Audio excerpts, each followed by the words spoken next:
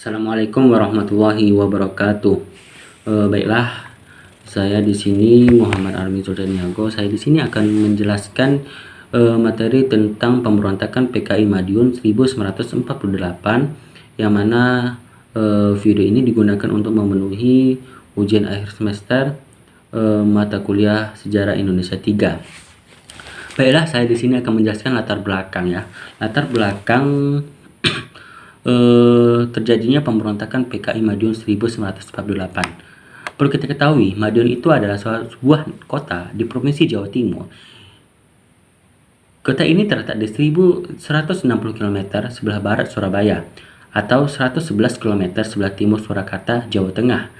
Saat masa kolonial, Madiun adalah sebuah keresidenan yang terdiri dari beberapa kabupaten antara lain Madiun, Magetan, Ngawi, Ponorogo, dan Pacitan.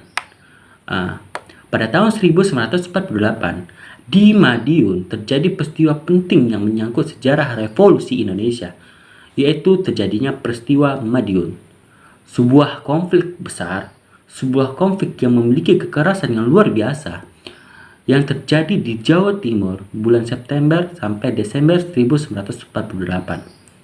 Peristiwa ini diawali dengan diproklamasikan negara Soviet Republik Indonesia pada tanggal 18 September 1948 di Madiun oleh Musso.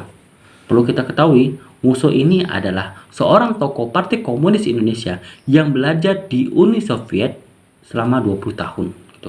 Belajar komunis, paham komunis itu. Selanjutnya, pemberontakan ini dilakukan oleh Partai Komunis Indonesia atau PKI dan partai kiri lainnya yang tergabung dalam organisasi yang dibentuk oleh Amir Saifuddin, yaitu VDR, Front Demokrasi Rakyat. Next, di sini kita akan menjelaskan sejarah dan latar belakang pemberontakan Madiun 1948. Penyebab pemberontakan ini dapat kita lihat ketika Presiden Soekarno menunjuk Amir Saifuddin untuk membentuk kabinet. Amir dikirim untuk kemudian menjadi perwakilan Indonesia di Perjanjian Renville, yaitu perjanjian antara Indonesia dan Belanda di atas kapal milik Amerika. Akan tetapi, rakyat Indonesia beranggapan bahwa apa yang dilakukan oleh Amir Saifuddin itu tidak menghasilkan keuntungan apapun, malahan merugikan diplomasi Indonesia dan menguntungkan diplomasi Belanda. Sehingga pada saat itu, Belanda menggencarkan yang namanya agresi militer Belanda yang pertama. Dengan hal seperti itu, karena merasa tersudut, karena merasa terhina, tersindir, maka daripada itu Amir Saifuddin mengundurkan diri sebagai Perdana Menteri. Ketika Presiden Soekarno mendengar hal seperti itu, Presiden Soekarno langsung membuat atau menunjuk kawannya, yaitu Dr. Andos Muhammad Hatta sebagai pengganti Perdana Menteri tersebut. Next, selanjutnya adalah tokoh pembentuk pemberontakan Madiun 1948. Berarti di sini ada 3 tokoh yang saya jelaskan, itu adalah Amir Saifuddin. Amir Saifuddin itu adalah seorang pejabat negara ditunjuk oleh Soekarno sebagai Perdana Menteri pada masa Presiden Soekarno tersebut. Akan tetapi, dia mengundurkan diri karena dia merasa terasingi, maka tersudut karena salah satu hasil dari perjanjian Renville tersebut. Yang kedua adalah Musso. Musso itu adalah seorang komunis dari Indonesia yang belajar di Rusia atau Uni Soviet selama 20 tahun. Di situ dia belajar tentang komunis, baik itu komunis yang disampaikan oleh Lenin, baik itu komunis yang disampaikan oleh Stalin. Yang selanjutnya, yang ketiga adalah, yang terakhir itu adalah D.N. Aidit. Kita tahu siapa D.N. Aidit. D.N. Aidit itu adalah ketua PKI itu, yang menggencarkan dan menjadi garda pertama yang mendukung yang namanya organisasi VDR atau Front Demokrasi Rakyat. Selanjutnya,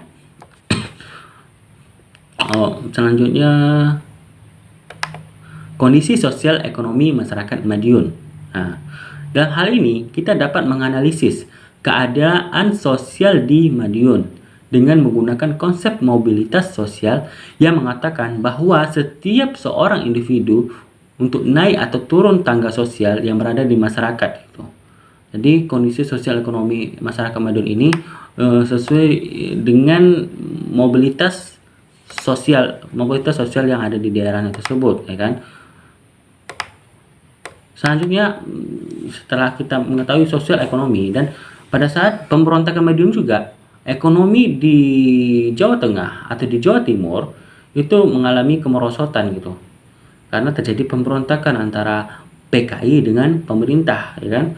Karena pada saat itu Musso itu membentuk suatu negara yang bernama negara Soviet Indonesia, Republik Indonesia.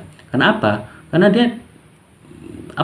Karena permasalahan antara Amir Sapuddin dengan Padanya Revel tadilah yang membuat suatu pemberontakan di Madiun tersebut gitu. Jadi ada rencana Musso untuk membuat negara baru di Indonesia gitu. Nah, selanjutnya adalah akhir pemberontakan.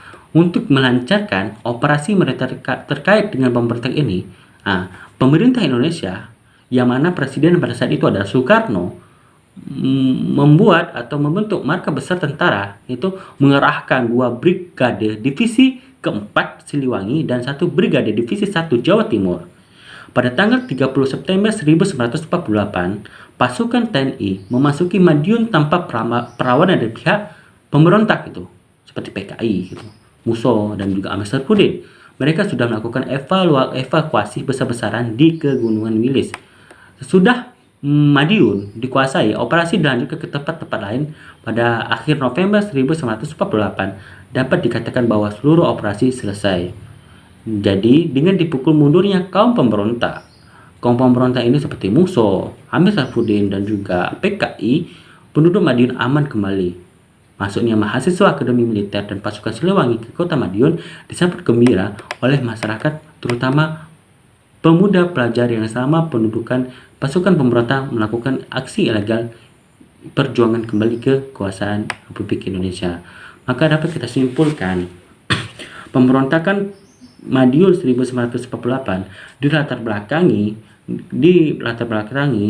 oleh Amir Sapuddin yang tidak tegas dalam perjanjian Renville, sehingga membuat rakyat Indonesia kecewa.